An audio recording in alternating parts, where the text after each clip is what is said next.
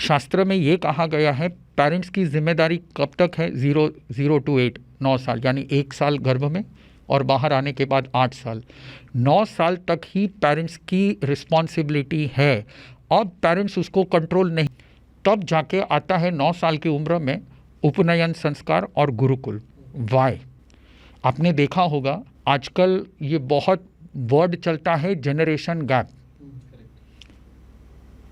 Generation gap मतलब क्या कि आप 20 साल के हुए तब आपके हाथ में स्क्रीन टच आया। मैं तो माँ के गर्भ में से स्क्रीन टच देख के आया हूँ। This is generation gap. यानी कि आपके हाथ में अगर 20 साल की उम्र में स्क्रीन टच आता है तो आप उस बच्चे से 20 साल छोटे हो। This is generation gap. अब ये जनरेशन गैप माँ बाप और बच्चों के बीच में कब बढ़ता है? 8 साल की उम्र के बाद। माँ बाप होते 40 साल के आसपास, 35 साल के आसपास माँ बाप होते हैं और बच्चा होता है 10 साल का।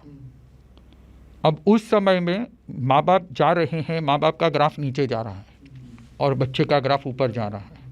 माँ बाप उसको कंट्रोल नहीं कर पाएंगे, चाहे आप कितने ही काउंसलिंग करवा लो, कितनी ही पेरेंटिंग की कोर्सेज करवा लो, क्लासेस करवा लो। लोग मेरे पास आते हैं, मैं उनको एक ही बात कहता हूँ कि आपका ये काम नहीं है, ये काम आपका नहीं है। ये किसका काम है? क्योंकि इसी समय पे होता है हार्मोनल चेंज, इसी समय पे हम देते हैं को एजुकेशन। जब उसको जो समय उसको ट्रेन करने का है, कंट्रोल करने का है, उसको स्टेबल करने का है, वही समय हम उसको फ्रीडम खुला छोड़ देते हैं।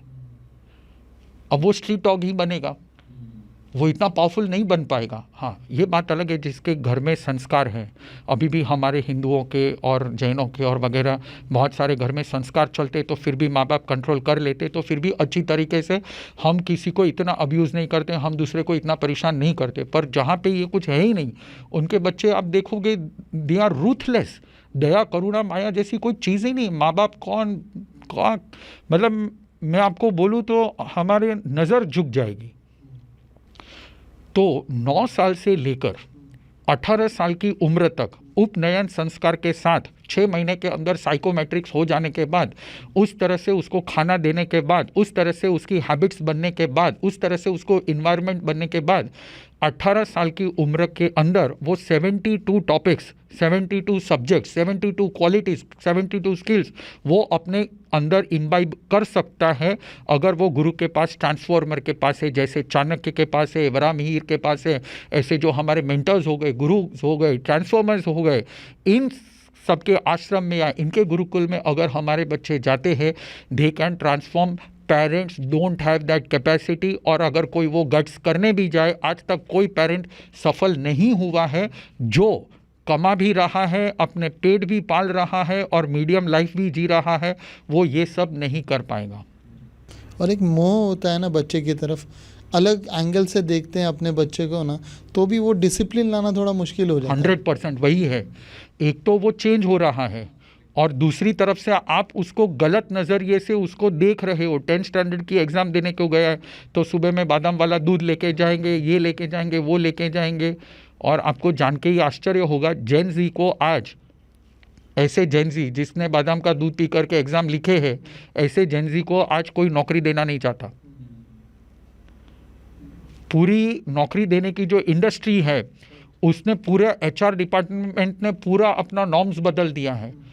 अगर आपने टाटा का पढ़ा हो, HR डिपार्टमेंट का सिस्टम क्या है, टाटा ने नक्की किया है, उसके मुंबई के ताज होटल में 700 एम्प्लॉइज़ थे जब वो 26/11 का अटैक हुआ तब।